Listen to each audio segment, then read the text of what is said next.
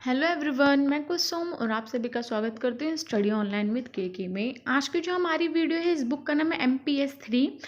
ये इसमें आपको मैं इम्पॉर्टेंट क्वेश्चन विद आंसर कराने वाली हूँ। इससे पहले मैंने MPS 2, MPS 1 और फर्स्ट ईयर के सेकंड ईयर के सारी वीडियोस अपलोड कर रखी हैं, तो आप उन को प्ले लिस्ट में जाके उन वीडियोज़ को देख सकते हैं। तो चलिए आज की वीडियो को हम स्टार्ट करते हैं। हमारा फर्स्ट क्वेश्चन है, भारत में सामाजिक आर्थिक न्याय के तंत्र के रूप में मूल अधिकारों और राज्य नीति के निर्देशात्मक सिद्धांतों की प्रकृति के महत्व के बारे में बताना। मतलब इसमें आपको ये सारी चीज़ें बतानी है। एक तो निर्देश जो नीति राज्य के नीति निर्देशक तत्व आपने सुने होंगे, वो मूल अधिकार जो हमारे हैं वो, ठीक है। तो सब चीज़ें इसमें आपको बतानी है। तो पहले तो है अधिकारों की प्रकृति, कि अधिकार हैं कैसे, अधिकार हमें कहाँ से मिले हैं, किसने दिए हैं। तो आप सभी को पता होगा जो अधिकार है उसकी मूल प्रकृति कहाँ है, कहाँ से आए हैं वो। तो हमारे भारतीय संविधान जो है उसके अगर हम तीसरे भाग में देखेंगे तो हमारे मूल अधिकारों के बारे में बताया गया है। और विश्व के ऐसे ही सभी संविधानों के अंदर आपको मूल अधिकार जो होते हैं सबको दिए जाते हैं, है ना। तो यहाँ पे वही बताया गया कि संविधान में कुल 23 12 से 35 के जो अनुच्छेद हैं उसमें आपके मूल अधिकारों के बारे में बताया गया है। और इसको व्यापक रूप से अच्छे से एक्सप्लेन किया गया है हर एक अनुच्छेद में, कि आपको ये अधिकार मिला गया है इस वाले अनुच्छेद में। तो ये आपको पता होना चाहिए कौन सा अनुच्छेद में कौन सा अधिकार है, तो वो सब इसमें बात की गई है। बाकी संविधान द्वारा मौलिक अधिकार जो हैं वो हमको दिए गए हैं, आपको पता होगा मौलिक अधिकार दिए गए हैं, तो वो भी उसमें ही संविधान जो है उसमें एक्सप्लेन है सारे। फिर जो समानता का अधिकार हो गया आपका, समानता का अधिकार कैसे, कि सबको समान समझा जाता है, चाहे वो बिछड़ी जाति का हो, बिछड़े दल से हो, जाति हो, कुछ भी हो, सबको समान अधिकार दिया गया है। किसी भी प्रकार का कोई भेदभाव नहीं है उसमें। अगर आप संविधान में पढ़ेंगे तो समानता के अधिकार में सबको समान अधिकार है, चाहे महिला पुरुष हो, निम्न जाति का हो, उच्च जाति का हो, किसी का भी हो, सबको प्राकृतिक अधिकार दिए गए हैं, ठीक है। तो उसी इसमें बस यही आपके अधिकार के ऊपर पूरा बताया गया है कि आपको तीसरे भाग में अनुच्छेद 32 में आप जाएंगे तो आपको नागरिक अपने अधिकारों की रक्षा के लिए भी न्यायालय में भी जा सकता है। जैसे कि आपको अधिकार तो मिल गए, पर उनकी रक्षा के लिए भी एक अधिकार है कि आप अपने अधिकारों की रक्षा के लिए न्यायालय में जा सकते हैं। ये 32 में अनुच्छेद में आपको दिया गया है। जिसके अगर आपके अधिकार का हनन होता है, कोई भी हनन करता है, तो आप उसके लिए याचिका दायर कर सकते हैं न्यायपालिका में जाके। तो इसलिए कोई आपके अधिकारों का वो नहीं कर सकता, उसका हनन नहीं कर सकता। अब देखिए मौलिक अधिकार जो हैं ये प्राकृतिक नकारात्मक है। अब इसमें ऐसे क्यों बोला कि इस प्रकार स्पष्ट है कि मौलिक अधिकारों की प्राकृतिक नकारात्मक है। ये राज्य के किन्हीं कार्यों का प्रतिनिधित्व प्रतिबंध लगाते हैं, वह मर्यादाओं के रूप में है, यद्यपि इसके नमूने अमेरिका संविधान में हैं।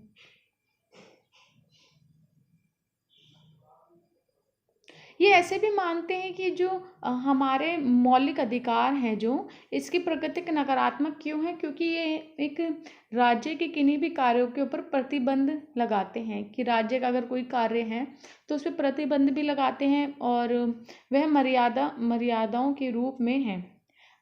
जो हमारे मौलिक अधिकार हैं ये प्रतिबंध भी लगाते हैं और एक मर्यादा के रूप में है। ये नहीं है कि आप कुछ भी कर सको, आपका ये अधिकार नहीं है कि आपको हर चीज़ का अधिकार, स्वतंत्रता का अधिकार, समानता का, पर इस बोलते हैं ना अधिकार के पीछे कर्तव्य जुड़े होते हैं, उस प्रकार से हैं कि आपके अधिकार तो आपको सब है, पर एक मर्यादा के उसमें है।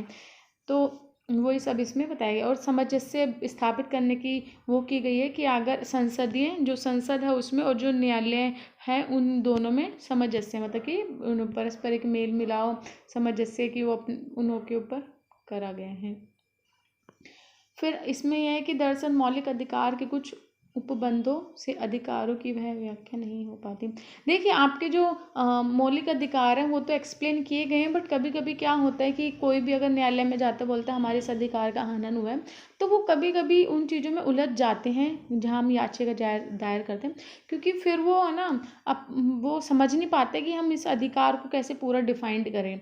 ठीक है, अगर स्वतंत्रता का अधिकार है, कोई आप पे उसका हनन कर रहा है आपके अधिकार का, तो आप उसमें समझ नहीं, आप अगर याचिका दायर करने चल भी गए कि मेरी स्वतंत्रता का अधिकार को ठेस दी है, ये कुछ भी दिक्कत हुई है, तो वो जो जहाँ पे आप याचिका दायर करोगे न्यायालय में, तो उनको भी थोड़ा कंफ्यूजन रहती है कि किस प्रकार से हम इसको एक्सप्लेन कर सके, किस प्रकार से इन की स्वतंत्रता को हनन हुआ है, ये सब चीज़ें इसमें हैं। तो ये सही से एक्सप्लेन नहीं है, ठीक है, एकदम एक्सप्लेन होनी चाहिए, वो सही से है नहीं संविधान में। फिर इसमें ये भी बताया गया कि अनुच्छेद 17 में छुआछूत और 18 में उपाधियों को समाप्त कर दिया गया है कि छुआछूत से जो वो था उसको फिर समाप्त किया गया, और जो उपाधियां जो दी जाती थी वो भी बंद कर दी गई हैं 17 और 19। ऐसा क्यों? क्योंकि इससे क्या होता था, भेदभाव होता था, और उपाधियां जो दी जाती थी तो उससे क्या होता था कि वो लोग, कुछ लोग समझते थे अगर किसी को किसी की उपाधि दी है तो उसका तो ज़्यादा वो हो गया, फेमस हो गया, ज़्यादा उसको इज्जत मिल गई, ठीक है, तो बाकी लोग फिर उससे जलिस फील करेंगे और ऐसे भेदभाव उत्पन्न होगा। तो इसलिए जो अनुच्छेद में ये हटा दिए गए थे।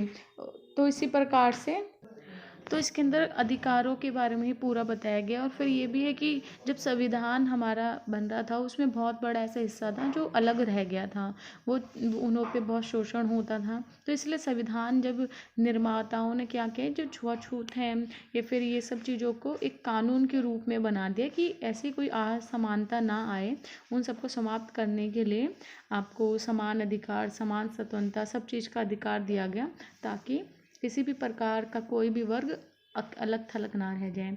फिर राज्य के नीति निर्देशक जो सिद्धांत होते हैं वो भाग 4 में आपके दिए गए हैं, अनुच्छेद 35 से अनुच्छेद 36 से 51 तक। इसके अंदर देखिए क्या होता है कि ये कहाँ से ले गए, ये तो बता रहे कि आयरलैंड से ये ले गए हैं। और इसके अंदर होता क्या है, बेसिकली नीति निर्देशक तत्व में इसमें होते ही अधिकार है, पर ये राज्य के अंडर में आते हैं, जिसकी राज्य को अगर लगेगा कि हमें ये लागू करना है यहाँ की जनता के लिए, ठीक है, तो उसको लागू कर देते हैं। ये ऐसा नहीं है कि इसकी केंद्र सरकार इसमें कोई इंटरफेयर नहीं कर सकती है राज्य सरकार के नीति निर्देशक तत्व में। और ये इस पर कोई भी व्यक्ति जो है वो भी नहीं कर सकता कि हमारे इस वाले अधिकार का हनन हो रहा है, क्योंकि नीति निर्देशक तत्व जो होते हैं सरकार लेते, जो राज्य सरकार है उसके पास ये अधिकार है कि वो उनको लागू करे या ना करे। और इन वाले सिद्धांत के लिए आप न्यायालय में या कहीं पर भी नहीं जा सकते, क्योंकि सबके लिए कॉमन थोड़ी है, पूरे जैसे कि सबके लिए कॉमन नहीं है, एक राज्य के ऊपर बात हो रही है कि राज्यों के पास अधिकार है वो लागू करे या ना करे, उनकी मर्जी है। तो वो सब इसमें आप पोस्ट करके पढ़ लेना कानून के दायरे में। और देखिए जो भी चीज़ें होती हैं वो सब कानून के दायरे में होते हैं, चाहे आपका नीति निर्देशक तत्व हो, मौलिक अधिकार हो, कोई भी कानून बनाना हो, कर्तव्य हो, सब चीज़ें कानून के दायरे में ही रख के करनी पड़ती है। अगर आपको कोई अधिकार दे रहा है तो आपका कर्तव्य है कि आपको उसको कानून के दायरे में रह के पालन करना है। फिर यहाँ पे कार्यपालिका, न्यायपालिका, संसद, सबके बारे में फिर यहाँ पे डिफाइन कर रखे हैं। सब कानून में ही चलते हैं, बिना कानून के कुछ काम नहीं कर सकते। भारत में प्रशासनिक ढांचे, नेक्स्ट क्वेश्चन है, भारत में प्रशासनिक ढांचे के विश्लेषण को, वर्णन को मूल्यांकन करना है कि हमारा जो प्रशासनिक ढांचा है उसके बारे में बताना है। तो सबसे पहले नौकरशाही और विधायिका के बारे में से बताया। नौकरशाही आपको पता होगा, जो सरकार गवर्नमेंट कार्यालय जो होते हैं, सरकारी पद पे जो काम उम करते हैं, वो नौकरशाही के अंडर में आते हैं, नौकरशाही उनको कहा जाता है। तो देखिए नौकरशाही में क्या होता है कि इसमें सारे मंत्रिमंडल इंक्लूड होते हैं, इन्हों की एक फिक्स सैलरी होती है, सैलरी डिफरेंट भी होती है सबके वर्क के अकॉर्डिंग, सबकी सैलरी होती है, उन्हों के पदों में पदोन्नति होती है, मतलब कि पोस्ट जो है इंक्रीज़ होती है, और इन्हों को सारी सुख सुविधाएं मिलती हैं। और इन्हों को मतलब कि ये है कि जो सरकारी नौकरी करता है आपको पता होगा उसकी अलग ही एक वैल्यू होती है, तो वो सब चीज़ें आप इसमें समझ सकते हैं। परंतु ये जो है ये जवाबदेही होती है सरकार के अंडर में जब काम कर रहे हैं, ये तो जवाबदेही भी है। इन्हों को अगर कुछ काम ऐसा हो जाता है जो जनता के अगेंस्ट है, कुछ भी हो, तो इन्हों को जवाब देना पड़ता है आगे, क्योंकि ये सरकार के अंडर में काम करते हैं। तो इन्हों को मंत्रियों सबका पालन करना पड़ता है, चाहे वो सैनिक हो, कोई भी काम करो, जो भी मंत्री हैं, जो भी काम उम कर रहे हैं, उन्हों को पालन करना पड़ता है। इसके अंदर जो भी कर्मचारी होते हैं उन्हों को सारे नीति निर्देशक, मौलिक अधिकार, सब चीज़ें तो मिलती है, पर उन्हों को सब चीज़ का पालन भी करना आता है, उन्हों को सारे कर्तव्य मानने पड़ते हैं। अब भारत का संविधान इसमें बताया गया है कि जो भारत का संविधान है वो असैनिक सेवा के अधिकार राष्ट्रपति के प्रसाद पर्याप्त पद पर धारण करेगा। देखिए जो भारत के संविधान के अनुसार कि जो असैनिक सेवा है, असैनिक सेवा मतलब जिसमें सेना के लोग नहीं होते, आसेना, जो सेना का काम नहीं होता, मतलब उसके अधिकार राष्ट्रपति के उस पे रहेंगे, तो राष्ट्रपति उसमें अपना निर्णय दे सकता है। और राष्ट्रपति का आपको पता होगा, राष्ट्रपति जांच पड़ताल भी करवा सकता है, अगर राष्ट्रपति को आपको हटाना, उसको किसी भी प्रकार से हटाना हो या फिर उस पर किसी प्रकार कोई आरोप हो, तो बिना जांच पड़ताल के उसको हटाया नहीं जाएगा। ठीक है, और ऐसे तो सबके लिए भी है, प्रधानमंत्री हो, राष्ट्रपति हो, बिना जांच पड़ताल के आप हटा नहीं सकते उनको।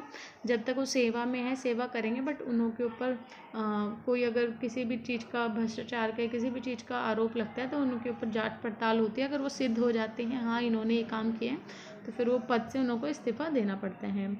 तो यही सब है, इसमें नॉर्मल चीज़ें आप पढ़ लेंगे। न्यायपालिका से क्या संबंध है, न्यायपालिका जो हमारे जज वगैरह होते हैं, आपको सब पता है न्यायपालिका में समान न्याय दिया जाता है। ठीक है, और कोई भी ऐसा कुछ कार्य होता है जो हम लोग नहीं सुलझा पाते तो न्यायालय में चल जाता है और न्यायपालिका उसको सुलझाती है। और लास्ट में और ये भी है कि अगर कोई भी कानून लागू हो रहा है तो न्यायपालिका पे लास्ट में जाता है उसको लागू होने के लिए। तो सब चीज़ें इसमें बताई गई हैं। और न्यायपालिका जो होती है किसी का भी पक्ष नहीं लेती, वो निपक्ष होती है, वो किसी के पक्षपात में काम नहीं करती है। इसलिए ऐसे लोगों को जज या वो बनाए जाते हैं, न्यायपालिका में रखा जाता है जो निपक्ष होकर कार्य करें। विकेंद्रीकरण में क्या होता है कि देखिए इसमें 73 और 74 जो संविधान संशोधन हुआ वो विकेंद्रीकरण के ऊपर हुआ था। इसमें क्या था कि शक्तियां जो है एक जगह पे नहीं रहेगी, केंद्र सरकार के हाथ में सारी शक्तियां नहीं रहेगी। विकेंद्रीकरण का मतलब शक्तियों का बंटवारा, शक्तियों को आपने नगर में अलग कर दिया और जो विलेज है वहाँ पे अलग कर दिया। तो अपने अपने स्तर पर लोग अपना काम करेंगे, किसी के काम में इंटरफेयर नहीं करेंगे या फिर किसी एक के हाथ में शक्तियाँ नहीं रहेगी। अगर किसी एक के हाथ में शक्तियाँ रहती, आप सपोज करें अगर जो केंद्र सरकार है उसके हाथ में ही सारी शक्तियां रहती तो क्या होता, केंद्र सरकार भ्रष्टाचार करती, ठीक है, अपना वर्चस्व जमाती, तो बहुत मतलब कि ऐसे चीज़ें होती जो नहीं होनी चाहिए। तो इसलिए विकेंद्रीकरण रखा गया ताकि शक्तियों का बंटवारा रहेगा तो कोई किसी पे हावी नहीं होगा, सब अपना अपना काम सही से करेंगे। बट यह है कि जो केंद्र सरकार होती है वो लास्ट में बात कर सकती है, इंटरफेयर कर सकते हैं, पर उसका ऐसा कोई वो नहीं है कि उसके कहने पे सब होगा, ऐसा नहीं होता है। तो विकेंद्रीकरण होना बहुत ज़्यादा ज़रूरी है, शक्तियों का बंटवारा होना, ताकि सब अपने कार्य को कार्यकुशलता से कर सकें।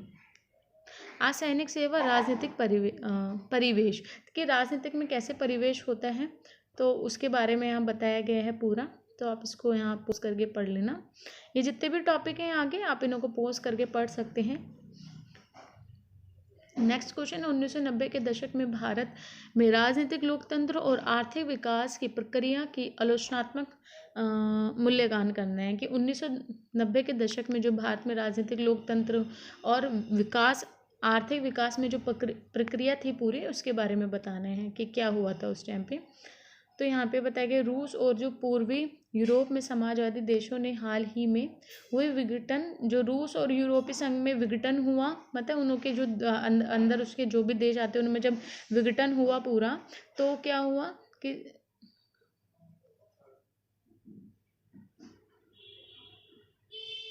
तो विकास के संबंध में उन्होंने क्या कर दिया कि आर्थिक रूप से शक्तियों को सीमित कर दे कि अगर किसी का विकास होना है, किसी देश का विकास, तो इसका मतलब ये है कि उसका आर्थिक शक्ति होनी चाहिए अच्छी, तो इसका मतलब उसका विकास हो रहा है। लोकतांत्रिक समाज को केवल आर्थिक शक्तियों के पक्ष में ही सीमित ना रखा जाए। ठीक है, कि ऐसा ना सोचा जाए कि लोकतंत्र जो समाज है खाली उसको आर्थिक शक्ति से ही तोला जाए, उसमें सीमित कर दिया। लोकतांत्रिक समाज एक ऐसा समाज होता है जहाँ पे सबको समान अधिकार होते हैं। ठीक है, और जो सरकार होती है वो समाज के लिए काम करती है और समाज के कहने पे काम करती है। यहाँ पे वोट दे के सरकार को चुना जाता है, मतलब कि वो जो जनता है उसके लिए कार्य करे, इसलिए वोट दे के सरकार को। यहाँ पे ये नहीं कि शक्ति का मतलब आर्थिक रूप से ना देखा जाए लोकतंत्र को देखा जाए कि जनता के लिए जो सरकार काम कर रही है। तो लोकतंत्र का मतलब यही होता है कि जो सरकार बनती है, राजनीतिक पार्टियाँ जो भी आती है वो गारंटी देती हैं कि हम आपके मतलब सारे कार्य पूरा करेंगे, सब बोलते, चाहे वो करे ना करे, पर ये सब बोल के ही वो बनते हैं, ऐसे वो नहीं बन सकते। तो वही सब चीज़ें इसमें बताई गई हैं। बाकी जो मानव जीवन में सुखी और संपन्न नहीं बन सकती, ये सब चीज़ें जो इसमें बताई हैं आप इसको पोस्ट करके पढ़ लेना, नहीं तो वीडियो बहुत ज़्यादा लेंथी हो जाएगी। मेरे को इसमें एक PDF पूरी कवर करनी है, एक सब्जेक्ट की 3 PDF हैं तो मैं एक PDF इसमें कवर कर रही हूँ। बाकी जो और PDF हैं वो आप मेरे को व्हाट्सएप पे ले सकते हैं, बट उनके कुछ चार्जेस हैं और अगर टाइम मिला तो मैं उस पर वीडियो भी बना दूँगी। तो अब यहाँ पे उदारीकरण के बारे में बताया गया है कि 1991 के संकट, उदारीकरण और आर्थिक परिणाम क्या रहे, तो वो हम देख लेते हैं।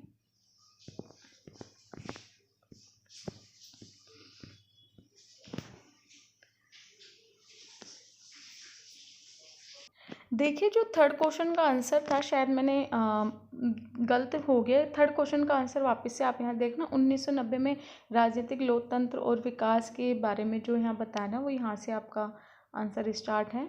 उदारीकरण और लोकतंत्र, उदारीकरण और लोकतंत्र के बारे में इसमें बात की गई है। देखिए, उदारीकरण होता क्या है। उदारीकरण जो है भारत में 1980 के दशक में आया था और 1991 में ये प्रारंभ हो गया था, मतलब लागू हो गया था। उदारीकरण, निजीकरण, वैश्वीकरण का उद्देश्य जो है एक ही होता है, विकास के लिए नई रणनीति का अपनाना।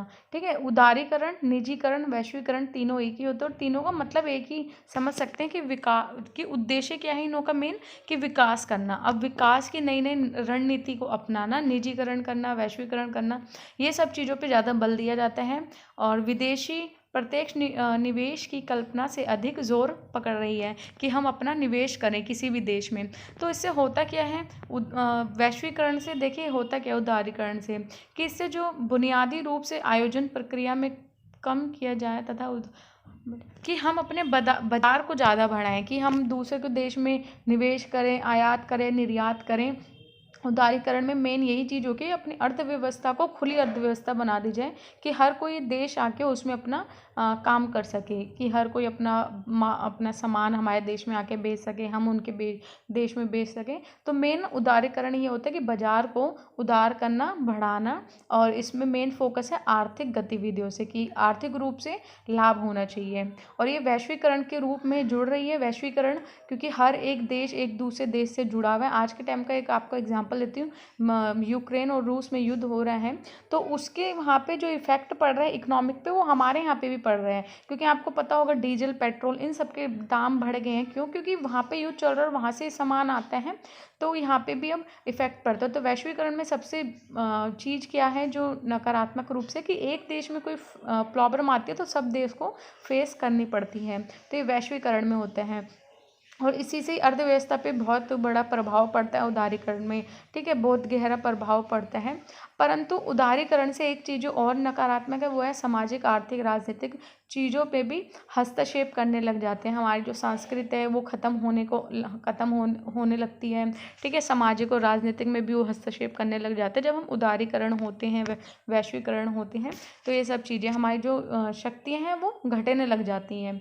और जो देश अमीर है वो और ज़्यादा अमीर होता है, जो देश गरीब है और ज़्यादा गरीब होते हैं। अमीर देश बहुत मजबूत हो जाता है, उसके पास आर्थिक रूप से बहुत बलवान हो जाता है, और गरीब देश तो गरीब होते ही रहते हैं। और इसके निम्नलिखित उद्देश्य बताए हैं, वो आप इसको यहाँ से पोस्ट करके पढ़ लेना, ईजी है इसलिए मैं इसको छोड़ रही हूँ। तो ये क्वेश्चन इम्पॉर्टेंट है, आपके एग्ज़ाम में आपको देखने को मिलेगा, तो ये आप इसको पढ़ लेना। मैंने ओवरऑल बता दिया उदारीकरण क्या होता है, अपनी अर्थव्यवस्था को खुली करना, और इसमें हम वो भी करते हैं, संधियाँ करते हैं। ठीक है, और जो भी सम्मेलन, संधि, ये सब करते हैं, फिर हस्ताक्षर करते हैं, तो वो हमें पालन भी करना पड़ता है उन सब चीज़ों पे। तो ये सब चीज़ें इसमें बताई गई हैं। नीतियाँ बनाते हैं, नई नई रणनीतियाँ बनाते हैं कि हम कैसे अपने आप की वृद्धि कर सकते हैं, ये सब चीज़ें। पर इससे बहुत सारे नकारात्मक प्रभाव हैं जो देखने को मिलते हैं, तो वो सब चीज़ें इसमें बताई गई हैं। फिर 1991 के जो संकट के बारे में इसमें बताया गया है, कि उदारीकरण के टाइम पे जो संकट आया था इस टाइम पे 1991 में, तो यहाँ पे वो है कि 1960 के दशक के आर्थिक, देखिए बहुत बड़ा संकट क्या था कि बेरोजगारी जो है वो बढ़ गई थी। ठीक है, उदारीकरण और इनों की नीतियों के कारण तो क्या, वो जो देश अमीर था अमीर और जो गरीब था गरीब, तो इसमें बेरोजगारी बहुत बढ़ गई थी, क्योंकि जो टैक्स होता है, ट्रैफिक होता है, वो बहुत ज़्यादा होने लग गया था। ठीक है, सब चीज़ें जटिल टाइप की होने लगी, तो इन सबको सुधारने के लिए क्या हुआ कि व्यापार नीति आधारभूत परिवर्तन हुआ, कि जो आप व्यापार नीति है उसमें बहुत बड़ा परिवर्तन हुआ, तब जाके थोड़ी चीज़ें सही हुई। पर जो देश गरीब होता है उस देश में चीज़ें सही नहीं होती, उस देश में गरीबी और ज़्यादा बढ़ जाती है, बेरोजगारी ज़्यादा बढ़ जाती है, क्योंकि मशीनीकरण आ गया, निजीकरण आ गया, औद्योगिकरण आ गया, जिससे क्या हुआ कि बेरोजगारी ज़्यादा बढ़ गई है। तो वो सब चीज़ भी आपको इसमें पढ़ने को मिलेगी, तो आप इसको पॉज़ करके आराम से पढ़ लेना।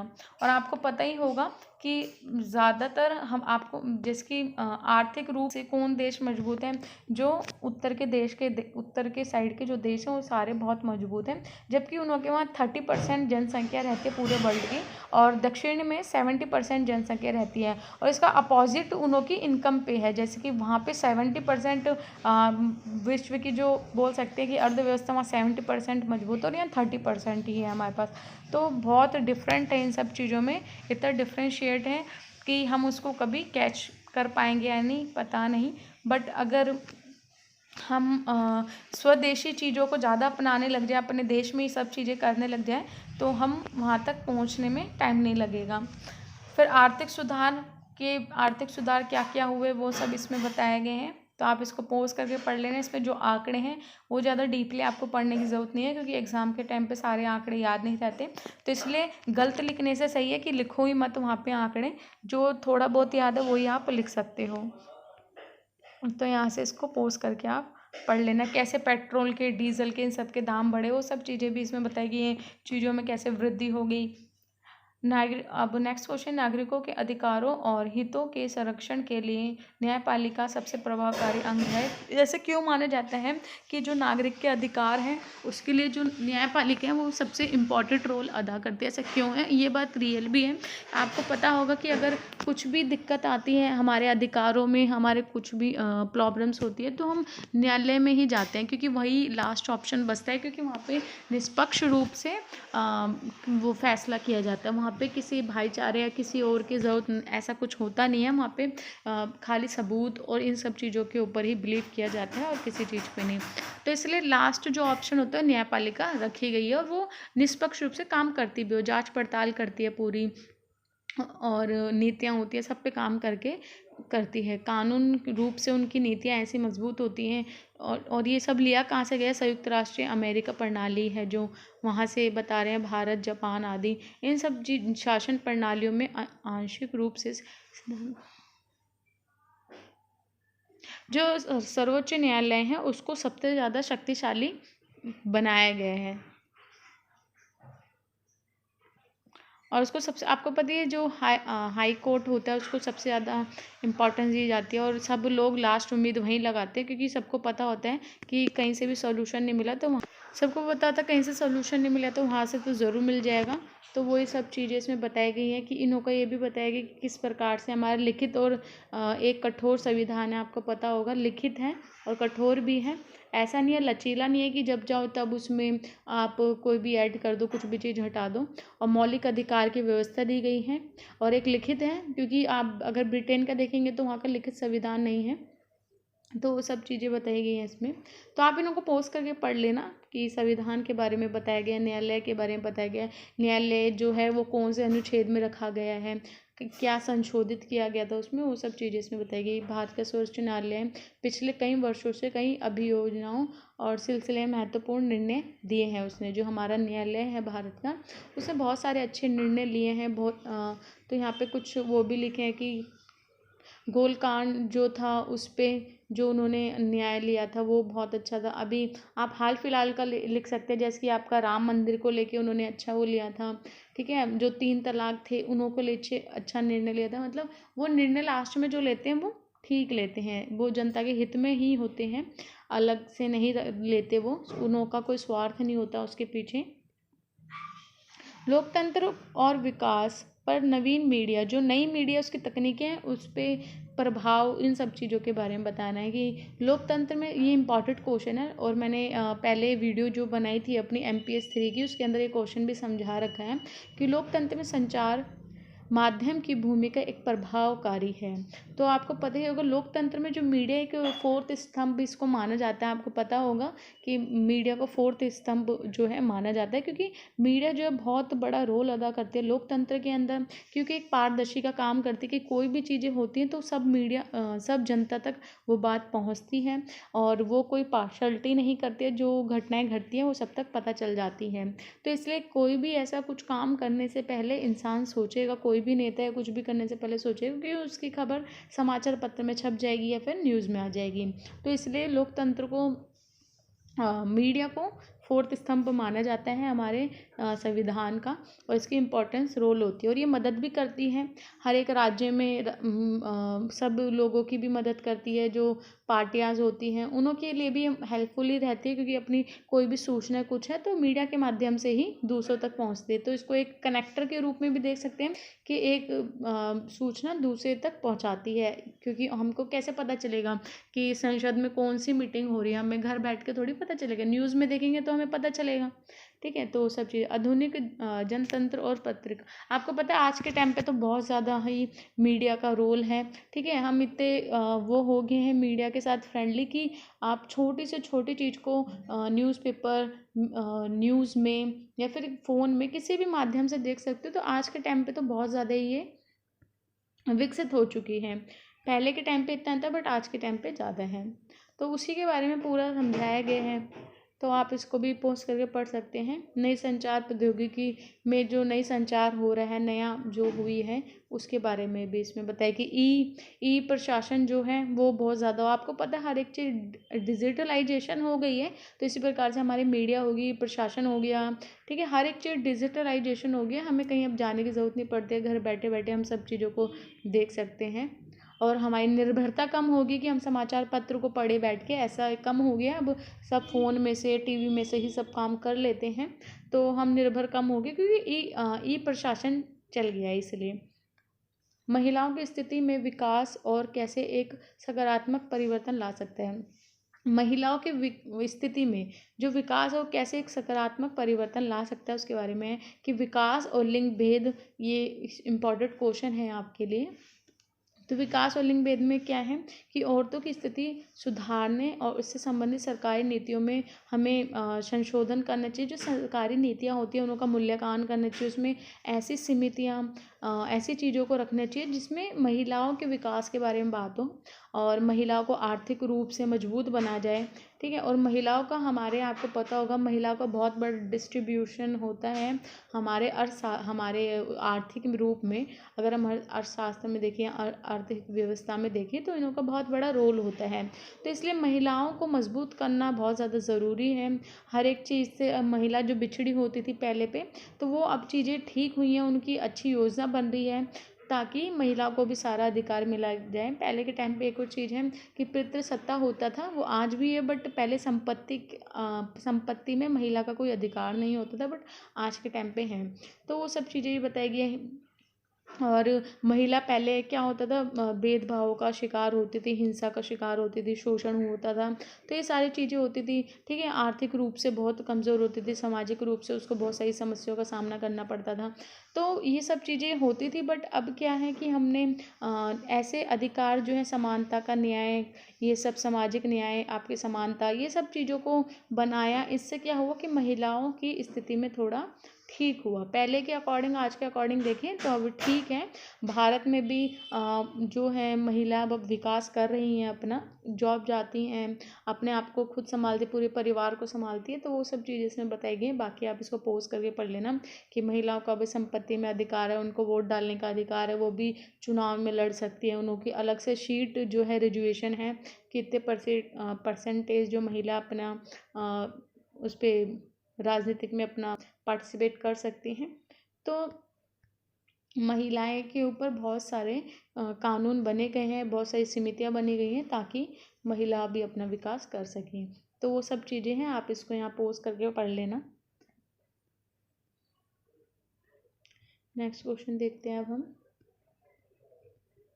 देखिए, इस वाले जो MPS 3 जो मैं आपको आज करा रही हूँ, इसके अंदर भी आपकी 3 PDF है। अभी आज मैं एक ही PDF का करा रही हूँ, बट अगर आप चाहते हैं कि और PDF के लिए, तो आप मेरे को व्हाट्सअप कर सकते हैं। व्हाट्सअप नंबर डिस्क्रिप्शन बॉक्स में मिल जाएगा। नेक्स्ट क्वेश्चन देखते हैं। भारतीय राजनीतिक क्षेत्रीयकरण और नवीन आर्थिक नीतियों के बारे में इसमें बताना है कि जो क्षेत्रीयकरण हो रहा है और जो नई नई आर्थिक नीतियाँ आ रही हैं उसके ऊपर आपको बताना है। आपको पता होगा, क्षेत्रवाद आज भारतीय राजनीति के एक सामाजिक जीवन में एक ऐसा तथ्य है जिससे निकट भविष्य में दूर होने वाली, जिन्हें नहीं,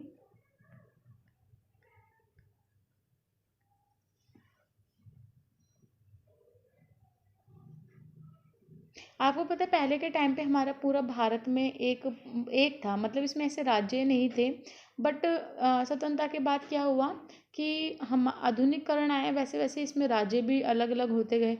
फिर आधुनिकीकरण के अत्यधिक महत्व देने के लिए प्राकृतिक तीव्रता और गतिशील वृद्धि हुई, उसमें फिर राज्यों की उसमें वृद्धि भी हुई है। ठीक है, वहाँ पे सरकारी भाषा, शिक्षा, इन सब चीज़ों में राजस्व एवं स्रोत बांटने लगे। अब राज्यों के लिए भी अलग अलग से हर एक चीज़ स्कीम सब चीज़ निकलती है। क्षेत्रवाद जो है उसको बढ़ावा देने लगे। वहाँ पे धर्म, जाति, देखिए क्या होता है कि जो क्षेत्रवाद होता है या राज्य जो होते हैं अलग अलग, इसमें होता है कि आपका धर्म, जाति, भाषा, संस्कृति ये सब सुरक्षित रहती है। वो अपने आप को सुरक्षित रखने के लिए भी, कि हमारी संस्कृति सुरक्षित रहें, इसके लिए भी वो क्षेत्रवाद को ज़्यादा बढ़ावा देते हैं। जैसे कि अभी हम राज्यों की बात करते हैं, किसी भी राज्य को ले लो, यूपी ले लो, बिहार ले लो, पटना, या फिर आप हिमाचल ले लो, तो यहाँ पे अगर वहाँ बोलेंगे कि मिल जाए जिसके राज्य मिल जाए, पंजाब, हरियाणा ये सब मिल जाए, ठीक है, हिमाचल मिल, तो वो नहीं मिलेंगे। क्यों? क्योंकि उन लोगों को लगेगा हमारी संस्कृति को प्रॉब्लम होगी, तो वो अपनी संस्कृति को खोना ही चाहते, अपनी भाषा और जाति इन सब को खोना ही चाहते, इसलिए वो क्षेत्रवाद को ज़्यादा इंपॉर्टेंस देते हैं और अलग ही रहना चाहते हैं उनसे। तो ये सब चीज़ें इसमें बताई गई हैं। बट ये है कि उन को सुरक्षित रहने के लिए, उनको उनका विकास करने के लिए सरकार क्या करती है, राजस्व प्रदान करती है। ठीक है, उनका विकास करने के लिए सारी चीज़ें, सुख सुविधा भी प्रोवाइड कराती हैं। तो सब चीज़ इसमें बताई गई हैं। टिकाऊ विकास से आप क्या समझते हैं? देखिए, टिकाऊ विकास क्या होते हैं, एक सतत विकास जिसे बोलते हैं। सतत विकास मतलब होता है कि ऐसा विकास करना जो आने वाली पीढ़ी के लिए हम अपने सारे खनिज, सारी चीज़ों को बचा सकें। ऐसा विकास करना जिसमें कि हम चीज़ों को कम से कम यूज़ करें, अपनी सुविधा अनुसार खाली, और बाकी चीज़ों को बचा के रखें। क्योंकि आज के टाइम पे आपको पता होगा कि जो हमारा पर्यावरण है एक नियंत्रित है। ऐसा नहीं है कि हम इसको कितना भी यूज़ करते रहें तो ये कभी ख़त्म नहीं होगा। एक टाइम ऐसा आएगा कि हमारे पास पेड़ पौधे, खनिज कुछ भी नहीं बचेगा। तो इसलिए इन्हों को नियंत्रण में रखने के लिए हमको सतत विकास की ज़रूरत है। हम अगर सतत विकास करेंगे तो विकास भी होता रहेगा और आने वाली पीढ़ी के लिए भी सब चीज़ें बची रहेंगी। तो 1992 में रियो सम्मेलन हुआ था, रियो डी जो जनेवा में हुआ था, उसमें सतत विकास के बारे में बात की गई थी कि सतत विकास किस प्रकार से किया जाए कि हम पर्यावरण को भी नुकसान ना पहुंचाए और हमारा विकास भी होता रहे। तो उन सब चीज़ों के ऊपर बात की गई थी इसमें। तो सतत विकास करना बहुत ज़्यादा ज़रूरी है, पर्यावरण को सुरक्षित रखना बहुत ज़्यादा ज़रूरी है, नहीं तो आने वाली पीढ़ी के लिए कुछ भी नहीं बचेगा। तो वही सब चीज़ें इसमें बताई गई हैं, तो आप इसको पढ़ सकते हैं अगर आपके पास MED 8 का सब्जेक्ट, सॉरी वो तो सेकेंड ईयर में होता है MED 8। तो फर्स्ट ईयर में आप सतत विकास के बारे में बहुत ईजी है, आपको समझ आ गया होगा आई होप, कि सतत विकास ऐसा विकास करना जिसमें हम आने वाली पीढ़ी या भावी पीढ़ी के लिए सामानों को रखते हैं, सुरक्षित रखते हैं और पर्यावरण को सुरक्षित रखते हैं और अपना ऐसा विकास करते हैं कि पर्यावरण को कोई नुकसान ना पहुँचे। तो वही सब चीज़ें इसमें बताई गई हैं। बाकी आप इसमें पढ़ सकते हैं कि प्रदूषण ज़्यादा ना फैलाए, औद्योगिकरण और टेक्नोलॉजी जैसे ये तो पर्यावरण को बहुत ज़्यादा नुकसान पहुंचा, तो विकास तो हम करें पर पर्यावरण को इतना नुकसान ना पहुंचाएं। जनसंख्या को नियंत्रित रखें, क्योंकि जैसे जैसे जनसंख्या बढ़ती है हमारी ज़रूरतें बढ़ती हैं और हम पेड़ पौधों, पर्यावरण को नुकसान पहुँचाते हैं। तो वो इसमें बताया गया है। और अगर आप इसकी PDF लेना चाहते हैं वो व्हाट्सअप कर सकते हैं, व्हाट्सअप नंबर डिस्क्रिप्शन बॉक्स में मिल जाएगा और आप व्हाट्सअप ग्रुप ज्वाइन कर सकते हैं, और इंस्टाग्राम चैनल और आप टेलीग्राम चैनल का लिंक आपको डिस्क्रिप्शन बॉक्स में मिल जाएगा। प्लस आप मेरे को कमेंट कर सकते हैं कि आपको किस सब्जेक्ट के ऊपर वीडियो चाहिए, तो मैं उस पर वीडियो बना दूँगी। और अभी एक ही PDF की वीडियो बनाई है मैंने, इसकी 3 PDF है, ऐसे सब सब्जेक्ट की 3-3 PDF है, तो आप उसके लिए भी मेरे को व्हाट्सअप कर सकते हैं। 9th क्वेश्चन है, भारत में विकास योजना के जिस मॉडल को अपनाया और लागू किया गया उसका बारे में बताना है कि हमारे भारत में कौन से मॉडल को अपनाया गया विकास के लिए। तो आपको पता होगा हमारे यहाँ मिश्रित अर्थ उसको अपनाया गया है कि हमारे यहाँ ना तो पूंजीवाद को बढ़ावा देते हैं ज़्यादा और ना ही साम्यवाद को। यहाँ पे मिक्स है एकदम, कि हम दोनों चीज़ों को बैलेंस करके चलते हैं। तो वही सब चीज़ में बताएगी कि लड़ाई की, देखिए इसमें क्या बताया कि 100 वर्ष स्वतंत्रता संग्रामी के बाद भारत 15 अगस्त 1947 को आज़ाद हुआ था। देश के लोगों ने आज़ादी की लड़ाई में हिस्सा लिया था तथा साथ ही संघर्ष और बदले सभी प्रकार के यातनाएं जो थी वो झेली थी, सारी प्रॉब्लम उन्होंने झेली थी। फिर दिलो दिमाग में केवल एक सपना था कि मैं अपनी जो मित्र भूमि होती है उसको आज़ादी दिलाऊंगा। तो इसलिए उन्होंने बहुत संघर्ष झेला। तो 26 जनवरी 1950 में क्या हुआ, भारत ने अपना संविधान बनाया, उसको लागू किया और लोकतंत्र की यहाँ पे स्थापना हुई। फिर 1976 में भारत के 42वें संविधान संशोधन में क्या हुआ, भारत एक समाजवादी और धर्मनिरपेक्ष गणराज्य बना। ठीक है, इसको सौभाग्य मिला कि ये समाजवादी और धर्मनिरपेक्ष हो गए। यहाँ पे कोई सा भी धर्म को इम्पोर्टेंस नहीं दी जाती है, मतलब इम्पोर्टेंस सभी धर्म को दी जाती है, किसी एक धर्म को नहीं माना जाता।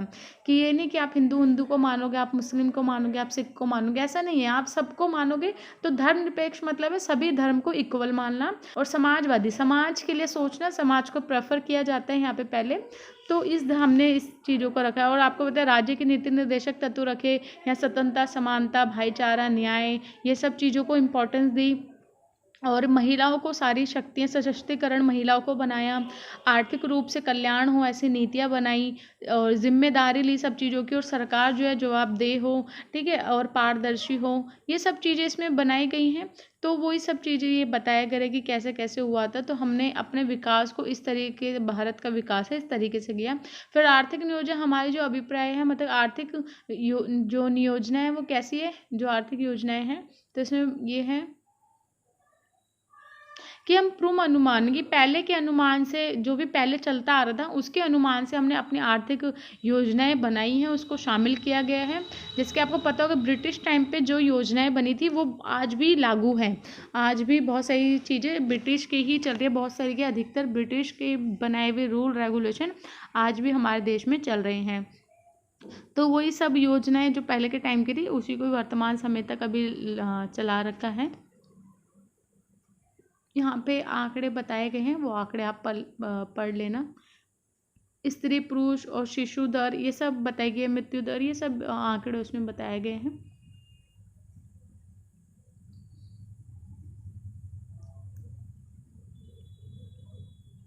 यहाँ पर रेल संचार, परिवहन, दूरसंचार, ये सब चीज़ों को इम्पोर्टेंस दी गई थी, इन्हों को बढ़ाया गया, इन्हों में कैसे प्रगति हो, तो उसके लिए भी बहुत सारा इन्वेस्ट किया गया, इस पर फोकस किया गया है। नीतियाँ बनाई गई, समय समय पर अलग अलग नीति बनाई गई, और जो सब्सिडी दी गई कि अगर जो गरीब व्यक्ति है तो वो भी अपना पैसा जोड़ सके या फिर उसको सस्ते में सामान मिल सके, तो सब्सिडी भी दी गई ताकि अपना विकास अच्छे तरीके से कर सके। 10th क्वेश्चन है, उत्तर पूर्व में निर्जातीय आंदोलन, जो निर्जातीय आंदोलन है उसके बारे में। निर्जातीय क्या होता है कि जो आप इसको बोल सकते हैं कि जो थोड़ी नीची जाति बोल सकते हैं, या फिर जो जनसंख्या में कम होती है जातियाँ, ठीक है, उसको ही निर्जातीय बोलते हैं। जैसे समझिए कोई एक जाति है जिसकी जनसंख्या बहुत कम है, वो बिछड़ा है जिसको हम बोलते हैं बिछड़ी जाति के, वो इसमें इंक्लूड किए जाते हैं। तो निर्जातीय क्या होता है, एक समूह होता है, इसके अंदर ही अपनी संस्कृति, भाषा, धर्म, इतिहास, इन सबको विशेषता देते हैं, ठीक है, और इन सबको बचाने के लिए वो अलग रहते हैं, अपनी एक जाति में रहते हैं, उससे बाहर कभी वो नहीं जाते हैं। तो उसी को ही आंदोलन, उसमें बहुत सारे आंदोलन हुए, अपने अधिकार, मतलब अपनी संस्कृति के लिए उन्होंने आंदोलन भी किए कि हमारी जो भूगोलिक इतिहास है इसको हम नहीं चेंज करना चाहेंगे। स्वतंत्रता के बाद भी बहुत सारे इसमें संघर्ष इन्होंने झेला, क्योंकि बहुत सारी ज़मीन थी ऐसी कि जो पाकिस्तान में जा चुकी थी, तो इन्हों को बहुत सारे उस टाइम पे शोषण भी झेलने पड़े, क्योंकि क्या होता था, भेदभाव पहले से ही चल रहे हैं, ठीक है, हर चीज़ में भेदभाव इन्होंने बहुत सामना किया है। तो वो सब चीज़ें बताई गई हैं। बट अब क्या है कि अब इन्हों को सपोर्ट किया जा रहा है, इन्हों के लिए अधिकार अलग से बने हुए हैं कि आरक्षण मिल रखा है कि इन्हों को हर चीज़ में इक्वलिटी मिले, और सबसे पहले इम्पोर्टेंस दी जाती है। फिर भारत में निर्जातीय जो है, और देखिए ऊपर ये भी बता रखे कि इसमें एग्जाम्पल भी दे रखे हैं इसमें। अभी नागालैंड मैंने इसमें कहीं देखा था, असम, नागालैंड, जो बोडो आंदोलन हुआ था नागालैंड में, उस बारे में बता रखे कि वो अपने आंदोलन उन्होंने किस लिए किया था, अपनी जाति को सुरक्षित रखने के लिए, कि हम अपनी जाति के बीच में रहे, कोई भी संस्कृति आके उसमें दखल ना करें, हम अपनी संस्कृति को प्रोत्साहित करें, विकास करें। अब ऐसे ही भारत में जो पूरे भारत है वहाँ पे भी आपको पता होगा कि बहुत सारी समस्या उन्होंने सामना किया है, इसलिए उन्होंने बहुत सारे आंदोलन किए, हिंसात्मक रूप से भी उन्होंने आंदोलन किए। पहले तो नॉर्मली आंदोलन थे, पर वो हिंसात्मक रूप ले लेते थे। तो इसलिए क्या होता था कि ऐसे आंदोलन अच्छे नहीं रहते, हिंसात्मक। अहिंसात्मक आंदोलन होने चाहिए, तभी बातों को सुना जाता है। तो इन्होंने बलपूर्वक भी अपनी बातों को मनवाया कि हमारे जो हमारी संस्कृति है वो हमसे दूर ना की जाए, हमको यहाँ से कहीं और भेजा ना जाए। तो वो सब चीज़ें इसमें बताई गई हैं, तो आप इसको पॉज़ करके पढ़ सकते हैं। बहुत ईजी टॉपिक है। तमिलनाडु के बारे में बताया गया। आपको पता है तमिलनाडु में अपनी धर्म जाति को लेके बहुत सारा संघर्ष चला था पहले, तो उसके बारे में बता रहे जो तमिल होते हैं और जो भी इनमें संघर्ष था, वो सब चीज़ें इसमें बताई गई हैं। बाकी आप यहाँ से इसको पॉज़ करके पढ़ लेना। वीडियो बस अब ख़त्म होने वाली है। तो पंजाब में जो आंदोलन हुए थे उनके लिए बता, अकाली दलों ने जो किया था, मतलब बहुत सारे इसमें बताए गए हैं। तो आप ये सारे पढ़ लेना, क्योंकि एग्ज़ाम में आपको इसमें से लिखना होगा। ऐसे ही जम्मू कश्मीर में जो था, तो उसके भी इतिहास, भौगोलिक सब चीज़ें इसमें एक्सप्लेन की गई है। तो आप ये सब चीज़ देख लेना। अगर आपको वीडियो अच्छी लगी तो प्लीज़ इसको लाइक शेयर सब्सक्राइब ज़रूर करना। अगर आपको और किसी सब्जेक्ट पे वीडियो चाहिए तो मेरे को कमेंट कर देना, तो मैं आपके लिए और वीडियो बना दूँगी। तो चलिए हम मिलते हैं नेक्स्ट वीडियो में। PDF लिंक को व्हाट्सअप कर देना PDF के लिए। धन्यवाद।